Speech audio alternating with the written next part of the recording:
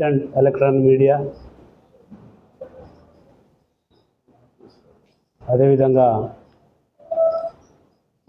SC వర్గీకరణ అంశం మీద పెద్దలు గౌరవనీయులు డాక్టర్ కోట రాంబాబు గారు ఈరోజు కాంగ్రెస్ పార్టీ లీడర్గా ఉండి ఎస్సీ వర్గీకరణ అంశం మీద ఈరోజు ప్రెస్ మీట్ ఏర్పాటు చేసి మాదిగలది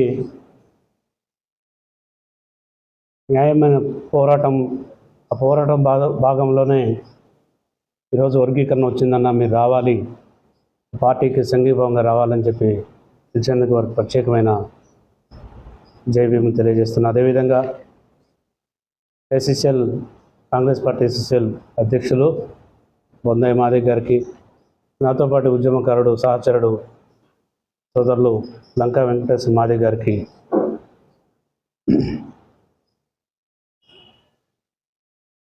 ఫస్ట్ ఈదుమూడి గ్రామంలో దండోర ఉద్యమం పుట్టింది. ఈదుమూడి నుంచి ఏదైతే స్టార్ట్ అయిందో ఉద్యమం, మరి దండోర నుంచి వ్యవస్థ గురైన కుటుంబాల నుంచి, వెనుకబడిన వర్గాల నుంచి, ఏదైతే దళిత జాతి వెనుకబడిపోతుందని చెప్పేసి దండోర ఉద్యమాన్ని స్టార్ట్ చేసి, ఆ తర్వాత మాదిగ రిజర్వేషన్ పోరాట సమితి స్టార్ట్ చేసిన మందకృష్ణ మాదిగ గారికి ప్రత్యేకమైన ధన్యవాదాలు తెలియజేస్తున్నాం. ఎందుకంటే వారితో పాటు సుదీర్ఘంగా మేము గత 25 సంవత్సరాలుగా పనిచేసి, ఇప్పుడు మేము వివిధ సంఘాల్లో అదే అంశాన్ని ఎస్సీ వర్గీకరణ మీదనే పోరాటం చేస్తూ మాకు రావాల్సిన ఫలాలు మా జనాభా దామాషా ప్రకారం ఎంతైతే ఉందో తెలంగాణ, ఆంధ్రప్రదేశ్ మొత్తం మీద, దేశం మొత్తంలో కూడా మందకృష్ణ మాదిగ గారు చేస్తున్న పోరాటానికి మేము కూడా కంకణబద్ధలై పనిచేశాం. దానిలో భాగంగానే తెలంగాణ మాదిగ హక్కుల దండోర ఏబిసిడి వర్గీకరణ కోసం నిరంతరం పోరాటం చేస్తుంది. మొన్నటి వరకు కూడా కాంగ్రెస్ పార్టీ అధికారంలో రాకముందు కూడా రేవంత్ రెడ్డి గారు ఏదైతే మేనిఫెస్టోలు పెట్టారో ఎస్సీ వర్గీకరణ తక్షణమే చేస్తామన్నా, మీకు తప్పకుండా చేస్తామని చెప్పినప్పుడు మేము వారిని నమ్మాం, సానుకూలంగా వారిని కూడా స్వాగతించాం. వారికి ఈరోజు అసెంబ్లీలో తీర్మానం చేసి ఎస్సీ వర్గీకరణ మీద ఏబిసిడి వర్గీకరణ చేస్తాను, ఆర్డినెన్స్లు తీసుకొచ్చి తప్పకుండా మీకు మీ ఫలాలు మీకు అందిస్తానని చెప్పేసి నిండు సభలో నిన్న మరి ముఖ్యమంత్రి వర్యులు రేవంత్ రెడ్డి గారు ఏదైతే మాకు మాదిగ జాతికి అవకాశం కల్పించారో వారికి ప్రత్యేకమైన ధన్యవాదాలు, జైభీము తెలియజేస్తున్నాం.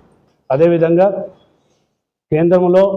కేంద్రంతో పాటు ఎస్సీలో ఉన్న ఉపకులాలందరినీ కూడా కలుపుకొని పోరాటం చేసి, అదేవిధంగా ప్రధానమంత్రి మోడీ గారిని తెలంగాణ రాష్ట్రాన్ని తీసుకొచ్చి పెద్ద ఎత్తున సభలు నిర్వహించి మన జనాభా దామాష ప్రకారం మనకు వాటా రావాలని చెప్పి మందకృష్ణ మాదిగ గారు పిలుపునిస్తే వేలాది లక్షలాది మంది మనం వచ్చేసి పోరాట ఫలితమే ఈరోజు మరి ఏబిసిడి వర్గీకరణ మరి కేంద్ర రాష్ట్ర ప్రభుత్వాలు ఈరోజు తప్పకుండా మనకి మరి మన వాటాని మనకి ఇవ్వటం జరిగిందని చెప్పేసి మరి మీడియా ముఖంగా తెలియజేస్తున్నా. అదేవిధంగా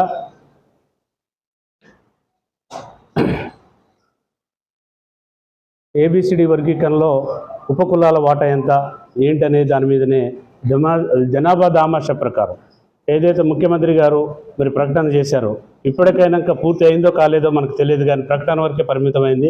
మేము ఇప్పుడు రాంబాబు గారు చెప్పినట్టుగా మాకు 11.52% మాదిగలకి కేటాయించాలని చెప్పేసి రాష్ట్ర ప్రభుత్వాన్ని, కేంద్ర ప్రభుత్వాన్ని డిమాండ్ చేస్తున్నాం. అదేవిధంగా ఇప్పుడు ఉద్యోగస్తుల్లో కూడా ప్రమోషన్స్ కానీ ఏదైనా మా భవిష్యత్తులో మా చదువుకున్న పిల్లలకి జాబ్స్ రావడానికి కూడా రాష్ట్ర కేంద్ర ప్రభుత్వాలు సహకరించాలని చెప్పేసి ఈ సభాముఖంగా మరి అవకాశం కల్పించిన మరి డాక్టర్ గారికి, మీ మీడియా మిత్రులందరికీ కూడా జై భీములు, జై మాదిగ, జై మాదిగ. మిత్రులందరికీ కూడా నాయకు నమస్కారాలు. ముఖ్యంగా వేదిక మీద ఉన్నటువంటి దళిత నాయకుడు అయినటువంటి రాంబాబు అన్న గారికి, అదేవిధంగా కురుపల్లి శ్రీనివాసరావు గారికి, అదేవిధంగా వేదిక మీద ఉన్న పెద్దలందరికీ కూడా నాకు హృదయపూర్వక నమస్కారాలు తెలియజేస్తా ఉన్నా. నిజంగా నిన్నటి రోజు తెలంగాణ కాదు, యావత్ భారతదేశ చరిత్రలోనే నిజంగా నిమ్న కులాలైనటువంటి మాదిగ జాతి కానివ్వండి, లేకపోతే చమర్ ఏ కులమైనప్పటికీ కూడా దళితులందరూ కూడా తమ చరిత్రలో సువర్ణాక్షరాలతో లింకించదగినటువంటి రోజు.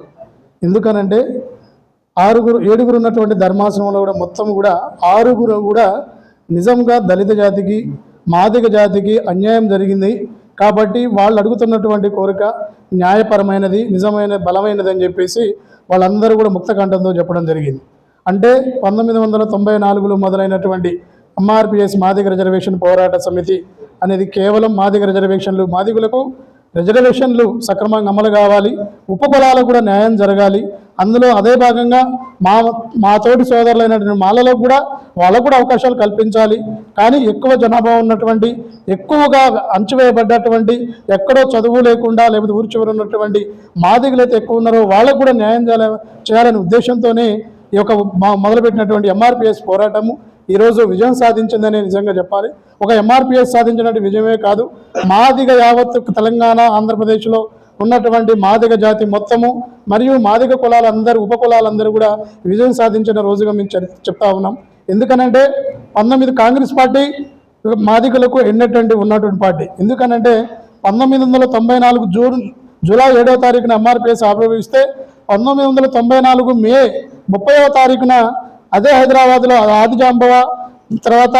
ఆదిజాంబవ అనే ఒక పేరుతోని భారీ ఎత్తున మీటింగ్ పెట్టారు. ఆ రోజు 94లో మీటింగ్ పెడితే ఆ మీటింగ్కి ఆ రోజు ఉన్నటువంటి ముఖ్యమంత్రిగా ఉన్నటువంటి కోట్ల విజయభాస్కర్ రెడ్డి గారు, కాంగ్రెస్ పార్టీ ముఖ్యమంత్రి ఉన్నటువంటి కోట్ల విజయభాస్కర్ రెడ్డి గారు ఆ మీటింగ్ అటెండ్ అయ్యి మీరందరికీ న్యాయం చేస్తాము, నిజంగా మీరందరూ వెనకబడ్డారని ఆ రోజే కాంగ్రెస్ పార్టీ తీర్మానం చేసుకొని మాదిగలందరికీ కూడా సపోర్టుగా, అదేవిధంగా మాదిగలందరూ కూడా వెన్నుదన్నటువంటి పార్టీ ఆ రోజు. దాని కొనసాగింపుగానే జరిగినటువంటి పరిణామాలన్నీ కూడా 2000 తర్వాత రాజశేఖర రెడ్డి గారు ముఖ్యమంత్రి అయిన తర్వాత ఉషా మెహ్రా కమిషన్ వేసి నిజంగా దళితులందరికీ కూడా అన్యాయం జరిగింది, మాదిగ వర్గానికి, సామాజిక వర్గానికి చాలా అన్యాయం జరిగింది కాబట్టి దీని మీద నిజంగా లోతుగా అధ్యయనం చేయండి అని చెప్పేసి ఒక ఉషా మెహ్రా కమిషన్ వేసింది.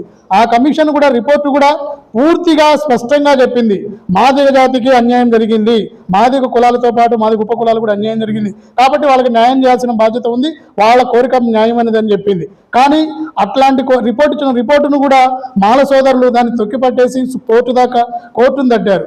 కోర్టులో ఈరోజు దాదాపు కొన్ని వందల తీర్పులు చదివిన పిమ్మట కొన్ని వందల తీర్పులు చదివి నిజంగా ఏంటని చెప్పేసి ఒక చారిత్రాత్మకమైన తీర్పు, అంటే రిజర్వేషన్ కల్పించడం అనేది రాష్ట్రాలకు సంబంధించిన అంశము, రాష్ట్రాలు వాడుకున్నటువంటి పరిస్థితులు, భౌగోళికమైన పరిస్థితి, నైసర్గిక స్వరూపం ప్రకారం వాళ్ళు సామాజిక న్యాయం పాటించవచ్చు, మాదిగ సామాజిక వర్గంలో ఏబిసిడి వర్గీకరణ చేసుకోవచ్చు, వాళ్ళకి అది న్యాయమైన కోరిక అని చెప్పేసి తీర్పులో స్పష్టంగా 7 ఉంటే 6 ఏకంగా ముక్తకట్టంగా చెప్పినటువంటి పరిస్థితి. అంటే ధర్మం గెలిచింది, న్యాయం గెలిచింది. అది గెలిచిన వెంటనే నిజంగా ఆ రోజు తీర్పు కాపీ మొత్తం చూడకుండానే మా ముఖ్యమంత్రి గారు అయినటువంటి రేవంత్ రెడ్డి గారు ఒకటే తిప్పారు, మేము ఇప్పటివరకు ఇచ్చిన నోటిఫికేషన్లు అన్నింటిలో కానీ ఇక ముందు ఇచ్చే నోటిఫికేషన్లో కానీ ఆర్డినెన్స్ తీసుకొచ్చైనా సరే మాదిగ జాతికి ఏదైతే సుప్రీంకోర్టు ఇచ్చిందో ఏబిసిడి చేయమని చెప్పి ఆ ఏబిసిడిని మేము ఇంప్లిమెంట్ చేస్తాము, ఇచ్చిన నోటిఫికేషన్లు అయినా తర్వాత వచ్చే నోటిఫికేషన్లు కూడా మేము ఇంప్లిమెంట్ చేస్తాము, వర్గీకరణకు కాంగ్రెస్ పార్టీ కట్టుబడి ఉందని చెప్పేసి స్పష్టమైన హామీ నిండు సభలో అందరూ చూస్తుండగానే ప్రకటన చేశారు.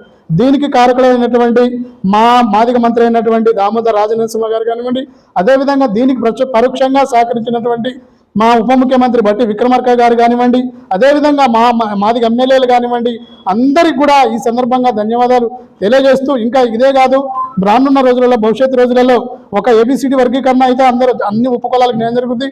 ఇదే విజయంతో రానున్న రోజుల్లో సామాజికంగా తెలంగాణ కోసం అన్ని కులాలలో అందరూ కూడా కలిసికట్టుగా పోరాటం చేసి సామాజిక తెలంగాణ సాధించాలని చెప్పేసి కోరుకుంటూ ఈ అవకాశం ఇచ్చిన మీ అందరూ కూడా ధన్యవాదాలు తెలియజేస్తాను.